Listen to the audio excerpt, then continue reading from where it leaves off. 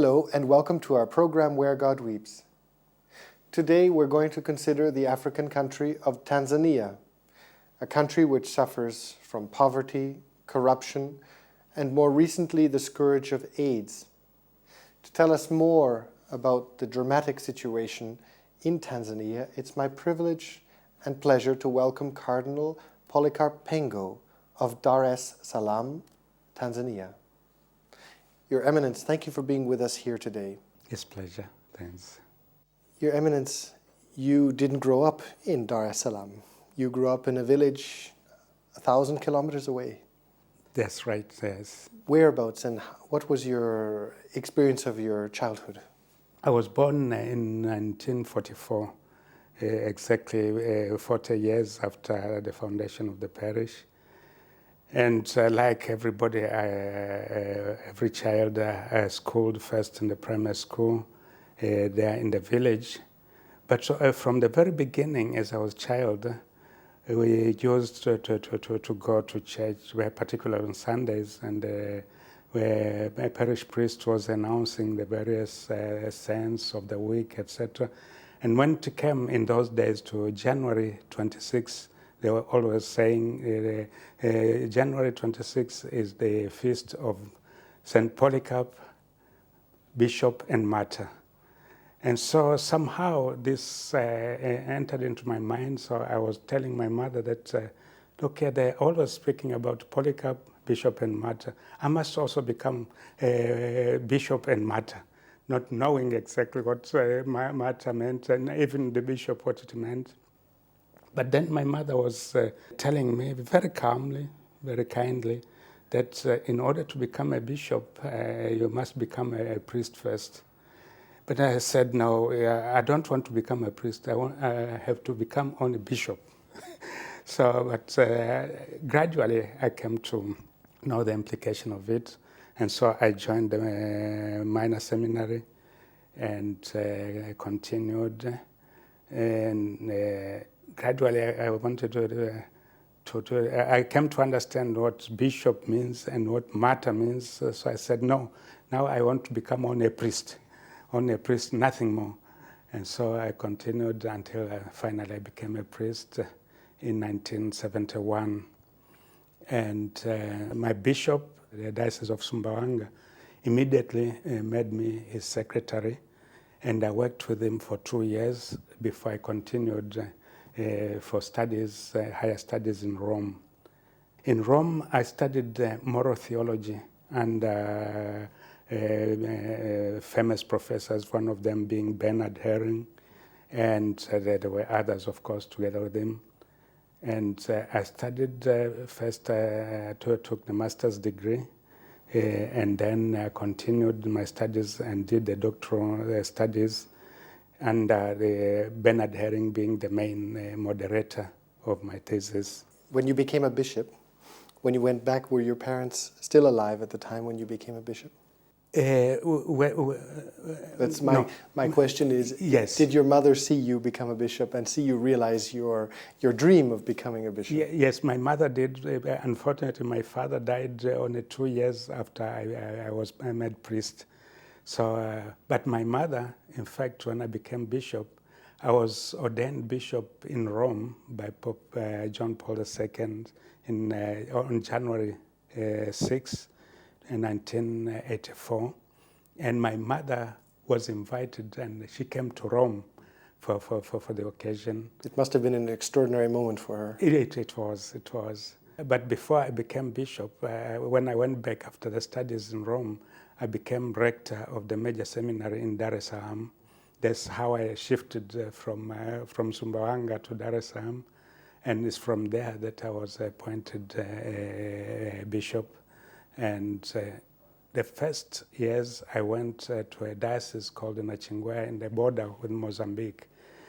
And after working there for 6 years, then I came back to Dar-es-Salaam as Archbishop Coadjutor of the first cardinal in Tanzania and Africa, Cardinal Lorian Rugambwa. And then I took over completely from him in 1992 because he had become 80, so he couldn't continue as ordinary. And then in 1998, I was made cardinal, and until... What was your reaction when you learned that you were going to be a cardinal? Those thoughts of the youth came back again. I said, I was speaking about bishop and martyr, and now the vestments of the cardinal are so red, which an indication of martyrdom. I said, oh my God, I hope you didn't take me too seriously when I was saying it as a child. So, of course, I felt a bit nervous, a bit surprised, and I don't know how all that happened, but that was the case. Yeah. Your Eminence, if we may talk a little bit about the situation in Tanzania. That's it. Can you tell us what is the religious landscape in Tanzania at the moment? At the moment, we have three main religious groups. The Christians as a whole, we form the majority, which is around 42% of the population. But the Catholics, we are about 28% of the whole population. And other Christian denominations like the Lutherans, Anglicans, and the other denominations put together, they would come to about 10 to 12%. And then you also have Islam, you have Muslims. We have also Muslims. They always want to claim to be much more numerous than they actually are. But in the country, the very objective percentage is that they are almost equal to the Catholics, which means around 30, maybe 31% of the entire population. And what about traditional religions? Are there still traditional religions practiced? There are. In fact, the majority of what remains after have taken the 40% and the 30%, which means another 30%, rough figures, would be the traditional religions. What is the biggest challenge facing the church as well as the government now in Tanzania? The church faces mainly two problems. The first problem, which also pertains to the government, is the poverty of the people. Ownership of property in Tanzania in general is supposed to be for all, equal, particularly the land, etc. But with the poor conditions, like roads, etc., not many people are encouraged to work on the land. And therefore, a few people, particularly those who have been to school, and those others who have an enterprising attitude towards the economy, will earn most of the income of the country. And the vast majority, both those who stay back in the rural area, but also a vast majority of those who come to towns thinking there they can make quick money, and they don't make it, they become real poor. You stated in an interview that this question is a time bomb. That is, the amassing of wealth by a few, whereas the majority of the people are remaining poor, is a time bomb for Tanzania. What do you mean by that? I mean this, that if we continue the way we are going, those poor people, they cannot simply stand and sit back seeing that they have not enough to eat, they have no occasions to go to school because they are poor, while seeing others have amassed a lot of riches which do not belong to them. They will certainly one day get angry and try to Justice, social justice for themselves. It's a point which I'm really very sorry about, that the government in Tanzania didn't follow up very well what the first president, Julius Nyerere, had started. Julius Nyerere was speaking about African socialism, which he made every effort to differentiate from scientific socialism and from communism, because it couldn't be communism or scientific socialism, because he himself was a very strong Catholic, a practicing Catholic, Julius Nyerere. So his main idea was that we try to work together and build up wealth shared by all as much as possible. But of course, it's an ideal which is not very easy to realize. Corruption. Yeah. In the first place, not everybody wants to work as hard. Many people would like to enjoy the fruits of work which they didn't contribute, and that discourages others.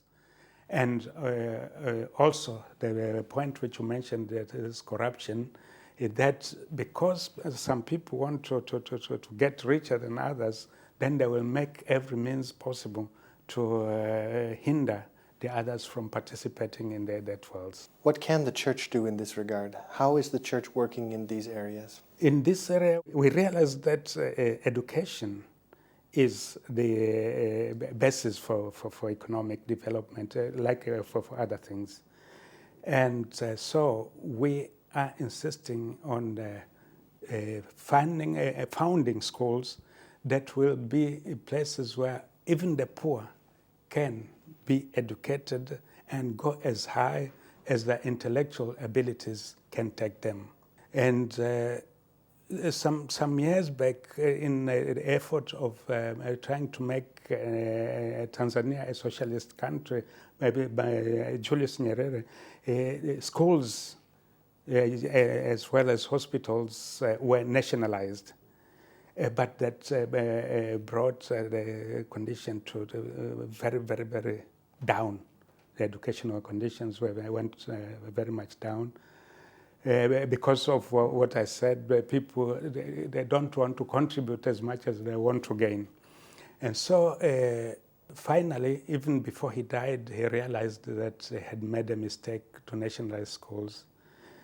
And because the education went so much down, those who had financial possibilities, they always took their children out of the country to obtain better education in England, in America, and other countries, or even in the neighboring African countries where the education was not nationalized and therefore was much better than in Tanzania. The other great challenge facing Tanzania, as in many other countries in Africa, is the question of HIV/AIDS. And as I understand, 2 million of the country's 32 million are affected with the illness.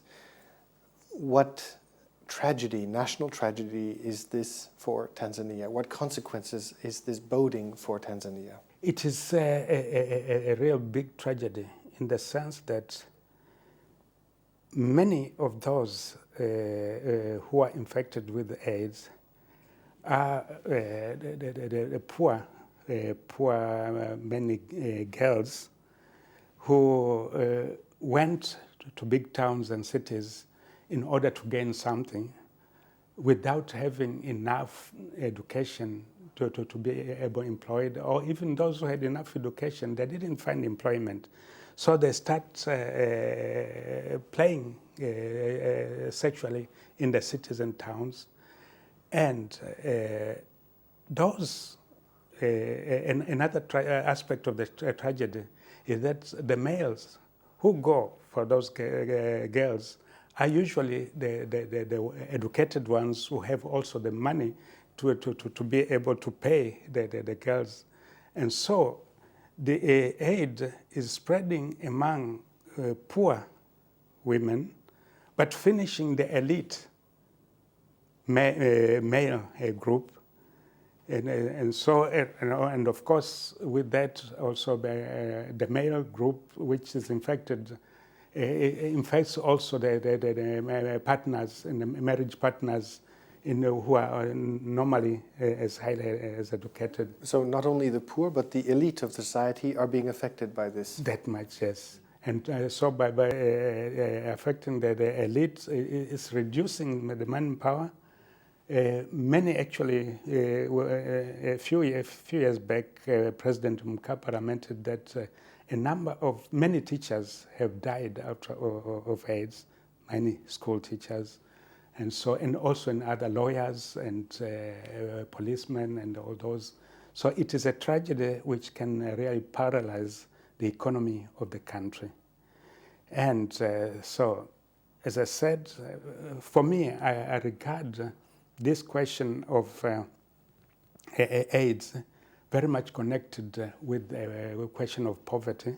And so that would be the part of the first tragedy or the challenge in Tanzania. What programs does the church have in working with HIV/AIDS patients? We to start in every diocese. I will speak mainly about my own diocese in Dar-es-Salaam. We have an organization which is called PASADA, which means Pastoral Aid for AIDS infected and affected people. So what we do is that we try in the first place to make young people, those who are not yet infected, from the beginning not enter into this danger of being affected. We speak about the youth alive, which means youth who are not yet infected by AIDS, and they go propagating the idea of sexual abstinence before marriage and outside marriage to other young people, with the hope that this mission of the young people to the young people will be effective. And I think something is coming up. It's not very easy as it was in the past to find the young people who belong to this movement really playing around sexually. And the good thing is that of course, the movement is of the church, but as much as possible, we tell this to be friends with the people of other religions and other Christian denominations, so that it's not only a Catholic concern, but a concern of the entire young people, so the entire society. But we cannot simply eliminate the fact that there are those people who are already affected. So those also we do take care of. And the main thing is we try to counsel those who are already affected so that they don't give up. And but since these days they have come up with this medication, which they say prolongation of life, despite this, which I find unless there is a real moral conviction behind it, it can become very dangerous. Why? Because those people who use these medicines, they look healthy. Nobody can think of them as being infected already. And so they can easily cheat others and continue playing around sexually, and they infect others without others suspecting that they're being infected. So the important thing is to convince those infected and who are receiving this medication to have this heart of self-abnegation, not to cheat others, not to spread the disease under cover of not appearing to be sick. The government has proposed another program, which is the introduction of condoms into the school system, into the syllabus of the school system, to which you have been outspoken in your protest. Where do you see the danger of the introduction of condoms into the school system as part of the syllabus? The danger of this, that what has caused or what has been at the source of the spread of AIDS is a responsible sexual behavior. Now, if you take condoms and you encourage the use of condoms, it means you are continuing to encourage this irresponsible sexual behavior. And that will never work. In the first place, the condoms do not really prevent as much as people would want to believe that they prevent. But also, the conditions in our society are such that carelessness is almost inevitable even in the use of these condoms. People will use condoms, but in a wrong way and not achieve anything. But the main thing is what I've just mentioned, that you do not cure a spiritual situation by using a material or physical means. When a cow, you don't want a cow to eat something, you can mask it, you can cover the mouth. But this is precisely because it is an animal, it has no sense. But for a human person, if he's to be responsibly human, that person must be given the reasons why and accept those reasons why he shouldn't eat at this particular moment because it's dangerous for him. And so that's what differentiates human beings with other animals. So for me to encourage the use of condoms is to make human beings like animals. So that's why we're very much against it. Yes. Many of these programs are supported by the United Nations. That's right. And my question to you is, are there financial incentives offered to the government for them to accept and take on these kinds of programs to promote population control or condom distribution in countries in Africa, for example, Tanzania? Yes, speaking particularly for Tanzania, this is a fact. Because when we spoke first against the condoms, it was from the side of the government that we received the biggest objection.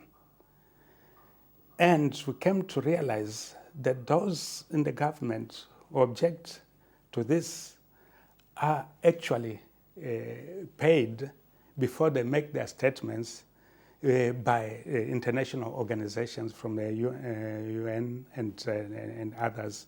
Your Eminence, aid to the Church in Need has been helping and supporting the Church in Tanzania for many years.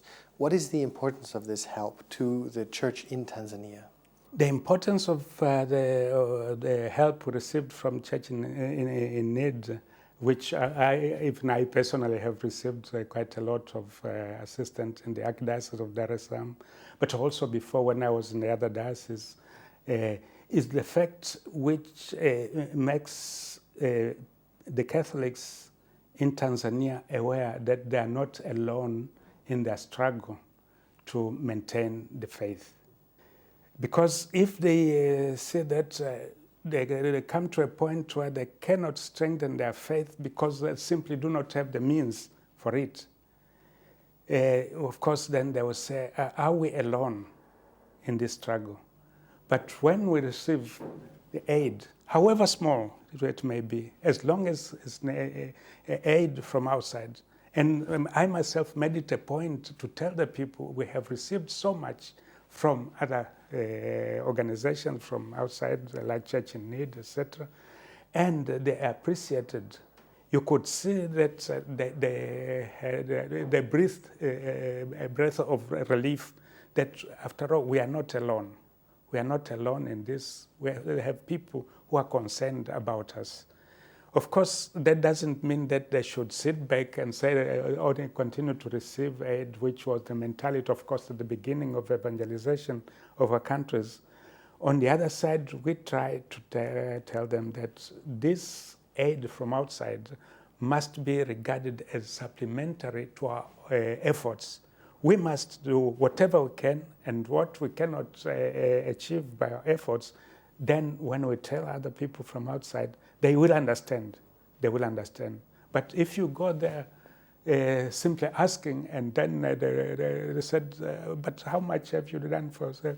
Nothing. You want even help from outside to buy the land for yourself, the land which you can offer, and even to make everything. You can prepare bricks yourself. You can collect the stones which are around there. Why don't you do that? And then what you cannot do, that comes from outside. So this is the mentality we are trying to create. And I think we are making a step. In the Archdiocese of Dar-es-Salaam, when I became Archbishop in 1992, there were only 20 parishes. And after these 14 years, in fact, 3 weeks ago, I opened the first parish. So I will have 51 parishes now. And the majority of those parishes have been built up by the people themselves. Of course, when we could receive some help, we did use the help. But a great part of it has been realized by the Catholics in Dar-es-Salaam. I must add that the Catholics in Dar-es-Salaam are in a better position to do that rather than rural dioceses, because they say, now that I'm not too sure, but they say about 70 or even 80% of the economy of the country, of the money of the country, is in Dar-es-Salaam. So it means those people in Dar-es-Salaam, they will have more money than those in Sumbawanga, where I was born. So but I have to praise them that they are doing something to realize this. And they have been having that money also before, but nobody encouraged them to offer themselves. But now they're trying as much as possible to realize this self-reliance. Your Eminence, I'd like to thank you very much for being with us here today and for sharing your knowledge and your experience of Dar-es-Salaam. And I'd like to thank you, ladies and gentlemen. And if you want to know more about the situation facing Catholics in Tanzania, or even how you can help, I would ask you to look at the contact information posted at the end of this program. And I look forward to seeing you next time on Where God Weeps.